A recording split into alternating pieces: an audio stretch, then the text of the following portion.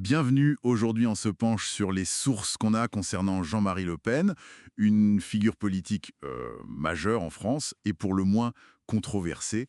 On a pas mal de choses, hein. Un docu, des analyses radio, des éléments de bio. Oui, l'idée, c'est vraiment de décrypter son parcours, ses débuts, son influence qui dure, mais en se basant strictement sur ce qu'on a là. C'est une trajectoire avec des succès politiques, mais aussi beaucoup de scandales et des histoires de famille assez complexes. On commence fort avec un événement marquant, l'attentat de la Villa Poirier en 76.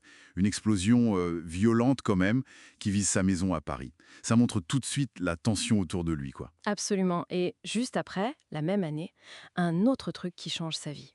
L'héritage Lambert. Ah oui, l'héritage. Voilà, il devient millionnaire, d'un coup. Il hérite d'Hubert Lambert, l'héritier des ciments du même nom. Il récupère aussi le domaine de Montretout.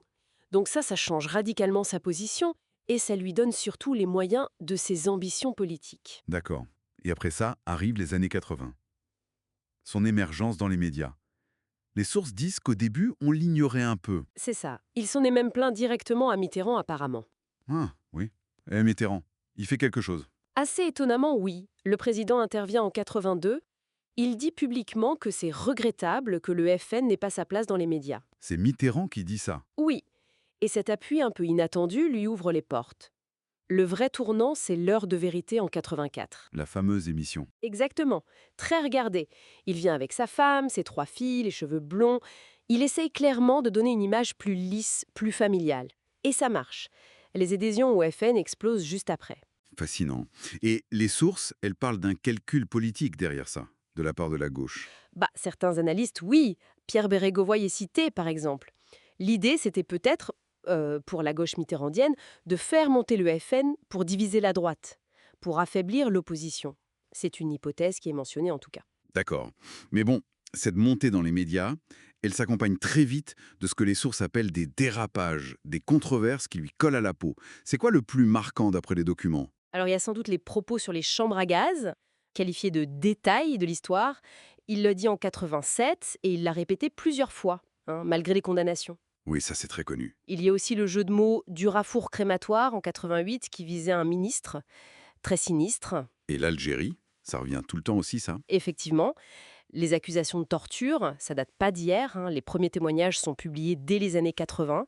Il a toujours nié, il a même fait des procès Qu'il a perdu, non? sur ce point. Souvent en appel, oui, d'après les sources, sur la question de la diffamation liée à ces accusations. Bon, plus tard, il a admis avoir participé à des interrogatoires, mais en disant que c'était sous les ordres de sa hiérarchie. Et puis il y a aussi des condamnations pour violence physique contre un étudiant en 60 et une élue socialiste en 97. C'est un parcours assez agité. Et ça touche aussi sa vie privée, même le parti, c'est ça, Tout à fait. Le divorce avec Pierrette Lalanne, dans les années 80. Très médiatisé, très acrimonieux. On se souvient des photos d'elle dans Playboy. C'était sa réponse à des propos de Le Pen qu'elle jugeait humiliants. Ah oui, cette histoire.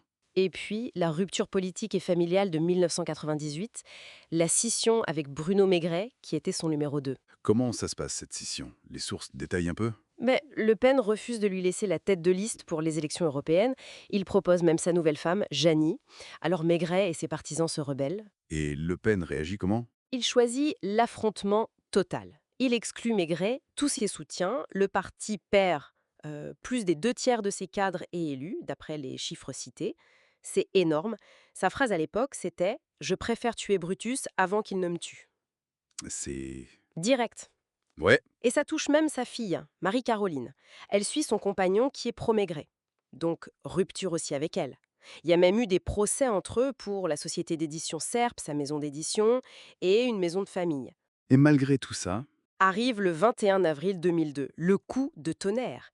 Il est au second tour de la présidentielle, face à Chirac. le séisme politique, oui. Mais ce qui est intéressant, c'est que les sources décrivent Le Pen comme étant pas vraiment joyeux ce soir-là, presque abattu. Ah bon? Pourquoi? Et au final, quelle analyse les sources font de son héritage politique? Il est présenté comme une figure persistante de ce que les documents nomment l'inconscient raciste français, un invariant du paysage politique. Et on note bien sûr que sa fille Marine reprendra son idée centrale, la préférence nationale. En la renommant priorité nationale. Exactement, c'est la même idée, juste un autre nom. Donc le portrait qui se dessine, c'est celui d'un personnage complexe. Un tacticien habile, un tribune efficace, mais aussi au centre de polémiques très graves et de drames personnels. C'est ça. Une capacité de résilience politique assez incroyable, malgré tous les scandales, toutes les divisions. Il a vraiment marqué l'histoire politique française. Il laisse un parti qui est devenu central et des idées qui, bon, continuent d'infuser le débat public. Son impact historique semble assez clair d'après ce qu'on a vu. Oui, mais il reste une question en suspens que soulèvent un peu ces analyses. Comment on explique que cette influence, que ce courant politique perdure, alors même que les aspects les plus sombres, les plus controversés de son parcours sont sans cesse rappelés? C'est une question qui dépasse le personnage lui-même en fait.